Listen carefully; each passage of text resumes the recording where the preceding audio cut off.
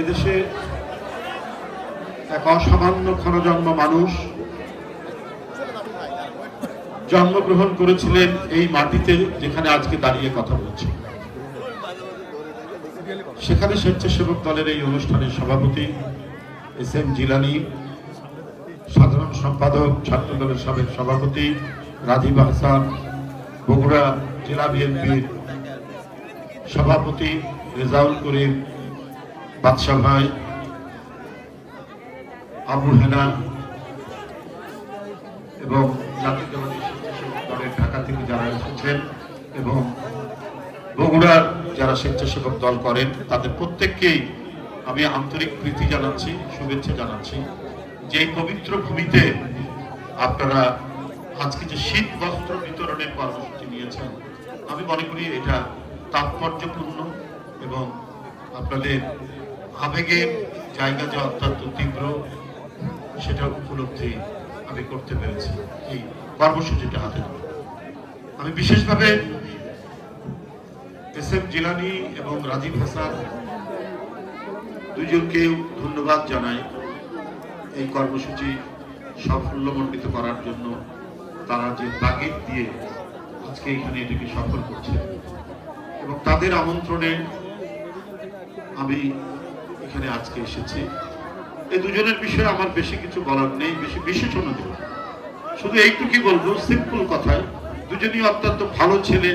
আমার দেখা বিভিন্ন নেতাদের, অন্যান্য নেতারাও আছেন, তারাও ভালো করছেন, তারা খুবই ভালো ছেলে এবং তাদের কোনো আমন্ত্রণ সাধারণত ফেলতে পারে না। তো যাই হোক, তারা এই উদ্যোগটি নিয়েছেন এবং নেওয়ার কারণেই এখানে আসার সুযোগটা হলো। দেখলাম একজন দেশপ্রেমিকের মানুষের বাড়ি কেমন, একজন দেশপ্রেমিক জাতীয়তাবাদী মানুষ যে মাটিতে জন্মেছেন, সে মাটিটি কেমন, সেখানকার পরিবেশ কেমন, সেখানকার মাটির গন্ধ কেমন, এসেই কেন যেন আবেগ আপ্লুত হয়ে পড়েছে। একজন ব্যক্তি, আমরা তার স্বাধীনতার ঘোষণা, জেট ফোর্সের কমান্ডার, দেশমাতৃকার মুক্তির জন্য তার যে প্রাণের আকুলতা, সবই বিবেচনা নিয়েই আমরা বক্তৃতা করি। কিন্তু এর মধ্যেও আরো এত কিছু দৃষ্টান্ত, এত কিছু বৈশিষ্ট্য থাকতে পারে একটা মানুষের মধ্যে। আমরা যখন দেখি দেশের এক প্রধানমন্ত্রী, এই কয়েকদিন আগেই তিনি বাংলাদেশ থেকে পালিয়ে গেছেন, উনি বলেছিলেন যে আমাকে কেউ কিনতে পারে না, আমার দলের লোককেও অনেক কিনতে পারে। এখন দেখছি সবার আগে উনি কেনা বেচা হয়েছে এবং উনার ঘনিষ্ঠ ব্যবসায়ী আওয়ামী লীগের লোক শুধু বাংলাদেশেই দখলবাজি, চাঁদাবাজি, লুটপাট, ব্যাংক আত্মসাৎ, ব্যাংক দখল এটা করেনি।